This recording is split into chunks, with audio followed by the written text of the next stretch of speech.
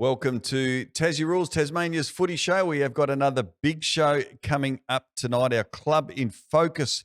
Very shortly, we're going to catch up with the Brighton senior coach.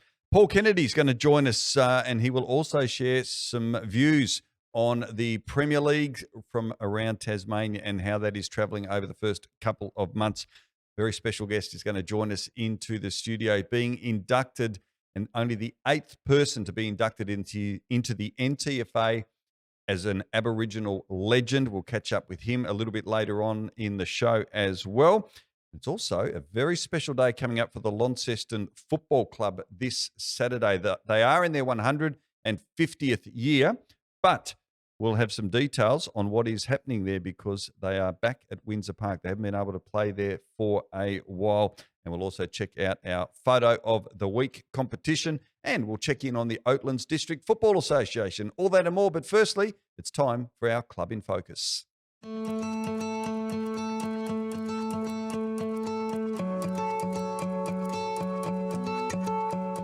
And welcome back with thanks to Harrison Agents. It is time for our Club in Focus for this week. But before we get to that, let's just have a look at the results from the SFL Premier League last weekend. It was round 7, and we can see the results there up on your board. The upset of the season to date, that was at KG5, with Glenorchy kicking 4 goals in the final term to get over the previously undefeated Lauderdale by 2 points in a beauty. Clarence, well, they were comfortable 4 goals winners over North Hobart at league headquarters at North Hobart Oval. And Brighton, well, they were only 2 points down to the Kingborough Tigers at the Twin Ovals at the main break, but an 11-2 second half saw the Tigers comfortable winners in the end by 62 points. Now, Paul Kennedy is the senior coach of Brighton. And, well, when we last caught up with him on the show around about 12 months ago, the announcement had only just been made that Brighton were going to be joining the 5 other TSL clubs in the 6-team SFL Premier League. How are they travelling? Well, we thought it'd be a good time to catch up with him now. And Paul Kennedy joins us. G'day, Paul. Nice to see you again. Welcome. Yeah, thanks for having me. 7 rounds into the 6-team SFL Premier League. As we mentioned, you're up against 5 former TSL clubs. How would you surmise the early stages of the season to date for your club? Learning is obviously the big one that comes to mind. Like it's a completely different speed of game, and that's probably been the biggest thing around decision making in those moments. And I think if you look across our games, quarter to quarter, you can see there's some quarters where we've played some really competitive footy, and there's some where we've probably let ourselves down a little bit. Probably the thing we've taken from it is that a lot of our challenges have come from what we've gifted the opposition in terms of particularly our decision-making around half forward. The guys saw very early that if you gift the ball back in bad spots, it's usually a goal down the other end. And there's been really good progress in terms of that area, because the way the guys have been with their pressure, the way they've been around the contest, the way they've been able to compete, most games right till the final siren, that the physical elements of the game, that the guys have stepped up a level very well. It just comes down to polish and execution. And for us, the biggest thing around that is decision making. On the weekend down at Kingborough, 27-minute mark of the third quarter, we had a shot on goal to bring it back to 10 points. And that's by far the deepest we've gone into a game, being really competitive and a chance to win. So there were some real positives out of that. We had a great start to the game. Tigers threw a lot at us through the second and third quarters. And so to be within 2 and a bit goals at the 27-minute mark of the quarter showed a lot of resolve and a lot of maturity, which is probably a big word. Mature players make good decisions, and mature players give great voice to their teammates to help them make great decisions. That's our learning curve, and we got it right for a long period on Saturday. Unfortunately, after that point, to Kingborough's credit, they kicked 3 goals in 4 minutes right after that moment, which took the wind out of the sails. But out of that game, there's a lot more positives than negatives. Yeah, and need to mention no bench left, and I guess really reflective. The final margin really didn't reflect the overall competitiveness of the game for the majority. And I guess with a bench and not being able to have any rotations left was a big factor in the final stages of that match. Yeah, it was, and we lost Darcy Gardner during the second quarter, and while there's 22 players, Darcy is a particularly important player for us, and so from that point of view, how we'd hung tough against the best midfield, I think, in the competition through that third quarter was again pleasing. So yeah, we didn't get the chocolates. There were some things we definitely learned. Even with no bench, there were some things we could have done better in the last quarter. But as I said, it's learning, and we roll on to Lauderdale this week. We do. We'll take a good segue into the SFL ladder as it is at the moment. Lauderdale do remain one game clear. Kingborough are fourth, but now only percentage separates them from fifth place Glenorchy after their great win. Clarence are a game clear of North Hobart in second. But I guess, Paul Kennedy, the fact that Lauderdale lost their first game has probably come at a bad time. They'll be on the rebound. But again, it's another challenge for you boys. Yeah, it is. I think that game is a great lesson for our guys. Like Lauderdale were plus 28 on inside 50s on Saturday, Wow. plus 20 on clearances. So you take away the scoreboard, they've dominated the game, but Glenorchy hung tough. Despite all the tide going against them, they've hung tough, and they put themselves in a position where they could win that game. And so that's a great lesson for our guys. Yeah, indeed. Obviously, Lauderdale will be looking to bounce back, but Lauderdale are really good whether they've won or lost. And for us, it's a great challenge. Like last time down against there, they jumped us sort of late first quarter, early second quarter. But after that, our guys dug deep and held them to 4 goals for the rest of the game, which was a hell of an effort. It's against a very powerful offensive team, a very experienced team. So we know we'll get a good shot from them this week, and it's just a great opportunity for us. I want to touch now on the community. How's the support been from the community? Because it's such a fast and ever-growing area, the Brighton area, and your beautiful ground there at Pontville, and everything. We'll get on to another big announcement that was made last week. But how's the community getting behind the club and the competition? Yeah, the one thing I noticed going to Brighton, it is a country football club. And while it's pretty close to Hobart, it is its own community. The people at the club, from volunteers, senior players, junior players, coaches, a very connected club. People whose families have known each other for a long time. People are very passionate about Brighton. So when you go to a Brighton home game, you see a lot of the juniors there. You see a lot of the families there supporting. When I go to a junior game on a Sunday, I often see some of my senior players there who are supporting a family member or a family friend. So the support for our club is good.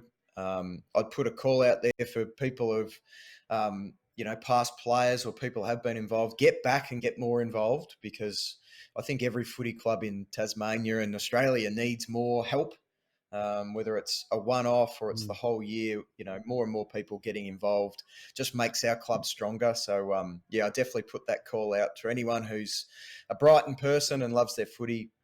Get back to the club and get involved. There you go. You've certainly done that very well. Someone who's been part of the VFL and the TSL system, I think you're very well credentialed to speak on this. How have you seen the regional Premier League competitions through its first couple of months, these early stages of a new era in Tasmanian football? Yeah, it's an interesting question. How long have you got? I think from the southern point of view, obviously it works pretty well. You've got 5 former state league clubs who have been in that competition a long time, have their infrastructure in place.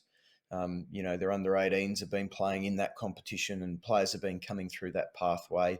Add Brighton in, and I think if you have a look particularly at our Colts and our seniors, people who come and watch those games say, yeah, the teams are very competitive. We're not at a point now where we're winning a lot of games, like our Colts have won one. But when you watch the games of footy, the players belong at that level of footy. So that competition works. we've got good young players coming through. So we're confident as over the next couple of years that we'll improve and really move up to the standard. Obviously, if you look to the north of the state, trying to have two separate Premier Leagues across the north of the state, it's probably Premier Leagues by name. And I don't want to, I don't want to, I'm not putting down people up there, but if you look at the relative populations, 16 Premier League across the north of the state would be sensational. It would be a really good competition. It'd probably be the best competition, to be honest, given the strength of North Launceston and the ability of Launceston. I'm sure they're just going to get better and better as they've got some players back. So, but trying to have Scottsdale, Deloraine come up into that competition and compete against those teams is unfair. So yeah, I'm not sure. I feel like if the AFL in Melbourne, the headquarters, were willing to put the money in, they could make that competition happen. For whatever reason, they haven't been willing to do that, and we're left. The Northwest is a really good competition on its own. And it really hasn't changed, has it? You've essentially got the same sides in the Northwest, other than great to see East Devonport coming out of recess. Yeah, and, Devonport obviously playing at a really high level in that competition. And they're probably a team that are a club that was really ready to go in and compete against Launceston and have a crack at North Launceston. And hopefully in the future, once all the dust settles, that competition will eventuate. Because the reality is, once we have a couple of years of the VFL team, it becomes the Devils reserves team. And most of that VFL team will be filled by AFL listed players. Exactly. And in the first year or the first few years, the Devils AFL team will have an extended list. So there'll be weeks where most, if not all, the players playing VFL for Tasmania are AFL listed players. So on top of the 3 regional competitions, there won't be another step for many players. So it's definitely not for me an answer that can go on and be an answer for the next 10, 20, 30 years. We've got that model at the moment. I think it works well in the south. I think it needs some work in the north. I think a lot of people would agree with you there, Paul Kennedy. And as I said, you're well credentialed and qualified to give us that. And I think certainly in the north of the state, what we're seeing is there needs to be a bit of give from the AFL / and/or AFL Tas in regards to money being spent, particularly around the club like Scottsdale and Deloraine. That there needs to be a bit of leniency to try and get in maybe a highly qualified former recently retired player from the AFL to come down and coach, bring a couple of players, and also help a lot with the communities, because they're very important, those clubs, to those communities. Just very quickly, big announcement last week, of course, with the Tasmania Netball League club, Karana uniting to become the Brighton Robins Sports Club. I noticed they're going to have there'll be big indoor and outdoor courts as part of a big facility. So I guess importantly, just very quickly, it provides a very clear pathway for children in the Brighton and Southern Midlands region now in terms of sport with those with the Tasmania Netball Club in Karana coming along as well. Yeah, it's pretty exciting, and it's something that that the admin at our club has been working on really hard. Our committee had, when I first met with them in late 2021, they had a number of priorities they wanted to achieve as a club. They'd already achieved a few. Moving up into the Premier League was another. Merging in with a netball club was another massive one. And so it's something about the club that's really impressed me, is that they set long-term ambitious goals and they're achieving them. Our next step with that one is to get funding for an indoor stadium for netball and basketball and outdoor netball courts, which makes Pontville, that real sporting hub of that region, like the Twin Ovals area is down at Kingston. I think that's the vision.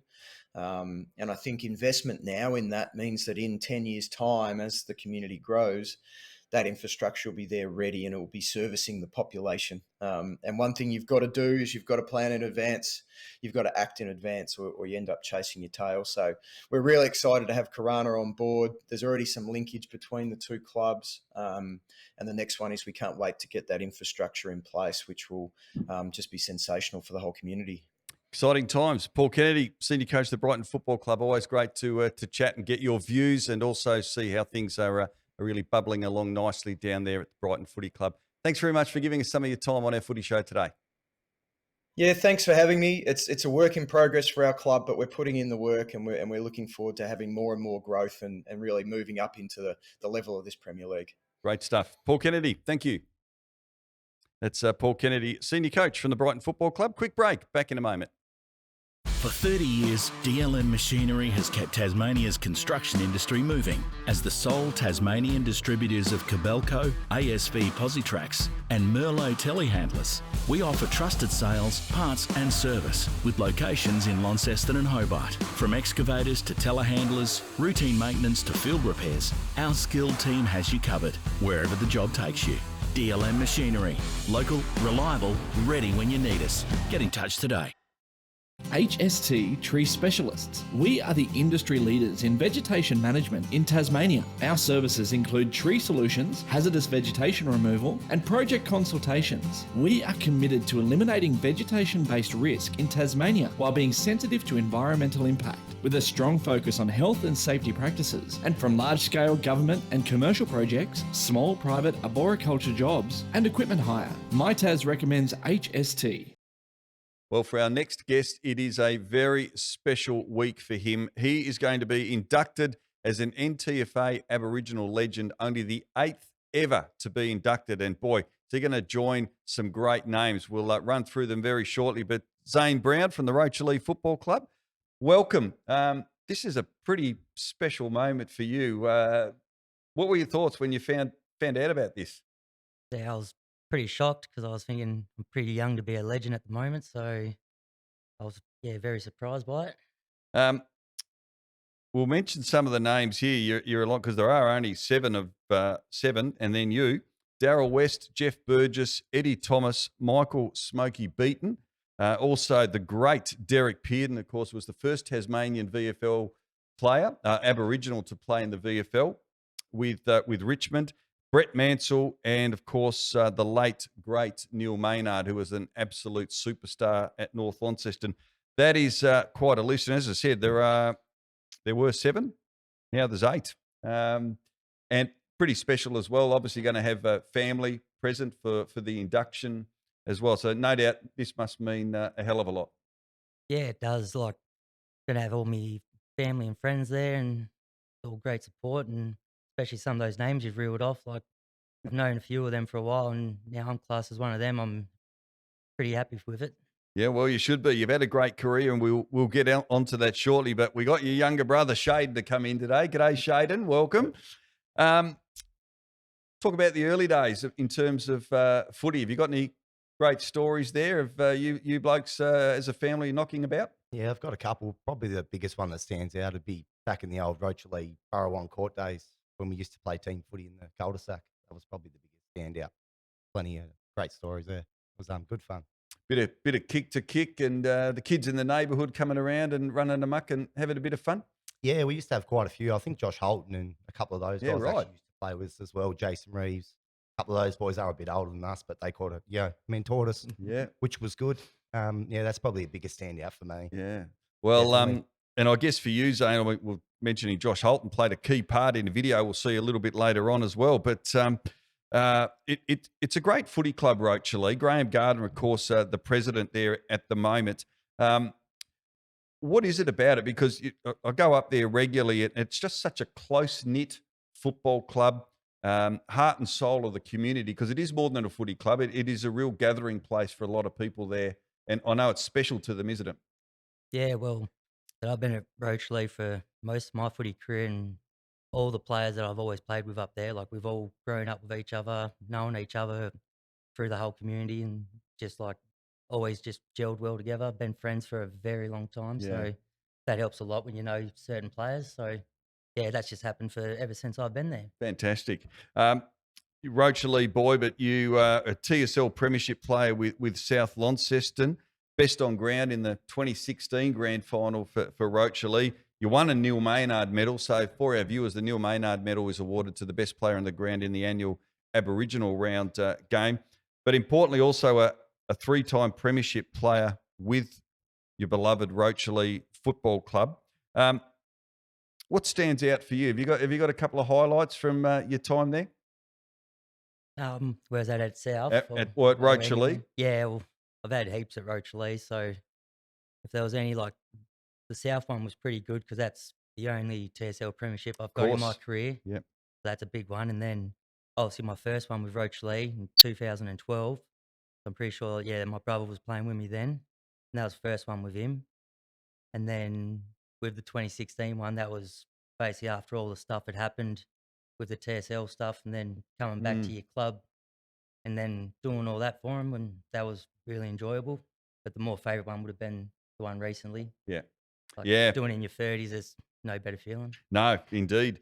You mentioned, of course, that TSL Premiership with South Launceston, and indeed then you played with the Western Storm. Of course, many people probably don't remember the Western Storm. They weren't around that long, but also played in a TSL grand final. So nothing, you certainly played in plenty of grand finals. We're going to pause for a minute. We're going to show a little bit of highlights from the 2023 grand final. This was an incredible grand final that went right down to the wire between Hillwood and Rochalee at UTES Stadium. Let's have a look at a couple of highlights now. Light drizzle, almost misty drizzle here. We've crossed 15 and a half minutes in the final term. Here's Bannister. Could get the handball off to Rushton. Decides to go inside 50. Brown couldn't take possession of the ball. Now he's got a chance. There's no one in front of him. Zane Brown just needs to pick it up. He does. He's tackled. Great tackle from the Hillwood defence. Desperation. Cox Goodger's there too. Oh, this is great stuff from both teams. They are desperate. There's probably just over 10 minutes remaining in this grand final. Rochalee in front for the first time today by 3 points. Bannister does well to not push. Jordan Cousins directly in front has kicked a goal! Rochalee kick clear here by 9 points. With Oldenoff, I mean, losing him early to that ankle, I mean, he's not been right for three and a half quarters, but take nothing away from Rochalee. They've just been outstanding in this second half. Pain relief's wearing off, I'd say. Lead them. There's the siren, and Rochalee have come from nowhere to pinch this grand final. You just said, Zane, off air, that still gives you goosebumps to this day. Yeah, absolutely. Like you've said in the commentating like so many times, like if you were here early doors, you would not have thought we would have done what we did that day. Yeah. So it was pretty special. It was a great grand final to be a part of, and you have a look at some of those players there. You mentioned Holton a little bit earlier, but Jordan Cousins, and here, of course, the great coach Ponding there, leading from the front, playing coach. You've played with some great players and alongside some great coaches as well. Who are some of the finer ones you've been associated with at the club? I know it's hard to single out, but Yeah, there's actually been probably too many to try to mention.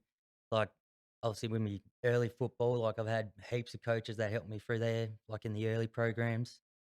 And then obviously the biggest one would have been Brett Mansell. Like yes, he was the first one to really give me a crack at playing senior footy at Rochalee. So forever grateful for that. And then even with Potsy, like it gave me a full season with seniors. And then obviously with Punter there, like that was a good one. And then Lyndon Stubbs, like really good one. Indeed, some great names there, Zane. This Saturday, of course, it is the Aboriginal round, and you're going to be wearing the special Guernsey. And there's the coach and the skipper. That's a heck of a beautifully designed jumper. I think Danny Gardner involved with that one again for Rochalee, I believe, this year. But that is it looks amazing. It's going to be a very proud day for you, no doubt.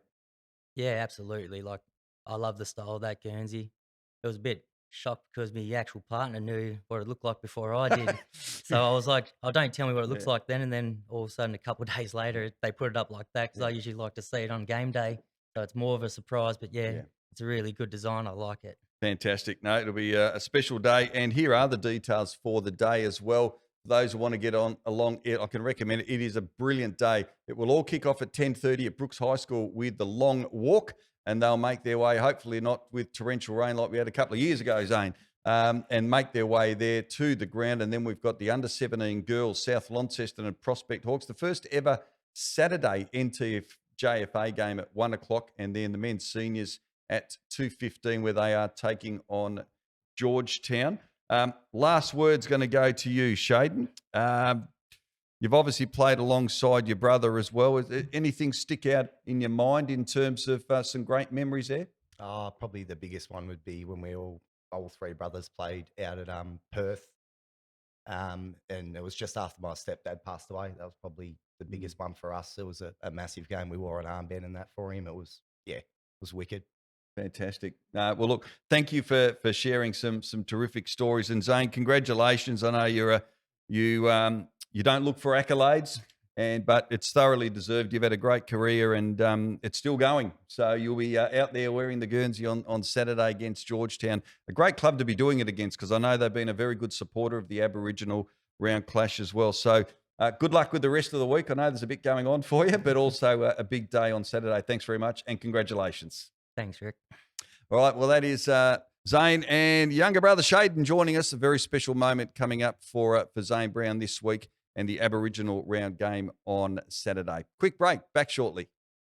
For 30 years, DLM Machinery has kept Tasmania's construction industry moving. As the sole Tasmanian distributors of Kobelco, ASV Positrax and Merlot telehandlers, we offer trusted sales, parts and service with locations in Launceston and Hobart. From excavators to telehandlers, routine maintenance to field repairs, our skilled team has you covered wherever the job takes you. DLM Machinery. Local, reliable, ready when you need us. Get in touch today. Well, this Saturday is a very big day for the Launceston Football Club with the reopening of Windsor Park. They've had some amazing redevelopments, particularly the ground. It looks an absolute treat, and I know it will be a great day down there this weekend. Funded by the West Tamar Council and AFL Tasmania, the official opening is going to be at 1:15 on Saturday, and then they'll be taking on Scottsdale. Now, these two sides actually met in the very first game played at Windsor Park back in 1968. Launceston actually, previous to that, played at York Park. And here's some photos that were sent in. Great to get these from the Launceston Football Club, courtesy of Darren Geard. This is the actual program from 1968. And have a look at some of the names there in the... We've got Jimmy Leach, Manny Ganninan, Ronnie Hall from Scottsdale. Bobby Withers was the captain of Launceston at the time. So that's from May the 4th, 1968. And we can have a look here also at the under-19s and the reserves. Now, some absolute superstars who became superstars that were playing in the under-19s. Look at Scottsdale in particular. Stephen Nichols, Greg Lethborg, Danny Hall. Amazing names, and great to reflect on that from 1968. They are Tasmania's oldest football club, celebrating 150 years. That is coming up on the 12th of July. There is a QR code there to book. Tickets are selling well. It's at the Tail Race Centre in Riverside, but jump on the Launceston Football Club Facebook page for all of the details. Now, we thought we'd check in this week also on how things are going in the Oatlands District Football Association. This is after round 6, and we can see the ladder here on our screens. Bothwell and Campania on top with 5 wins from 6. So not only are they equal on points, they're separated only by percentage, because when they played each other in round 3, they actually drew. So they can't be separated at all at the moment. The Rabbits and the Wallabies, as they're known, played out a thrilling draw. The leading goal kickers after round 6, Bothwell's Caleb Triffett is leading the way after 7 goals. By 7 goals, he's on 35 from the Rabbits up at Bothwell. And then Mitch Byers of Mount Pleasant, 3 goals last week, is on 28, 1 clear of Campania's Thomas Mullane Grant. So that is where things are at in the Oatlands District Football Association. And finally, thank you to Peter Haley, our photo of the week. A great shot here. This is from the NTFA Division 2 clash. This is between Perth and Meander Valley. Ben Elmer is the man taking the mark. Brilliant shot there from from Peter Haley. He kicked 11 goals last week, this man. He had a great field day up against the Meander Valley Suns, and he's actually leading the NTFA goal kicking for the season on 42 at this early stage of the season. So certainly within a chance of cracking the ton this year if he can keep that up.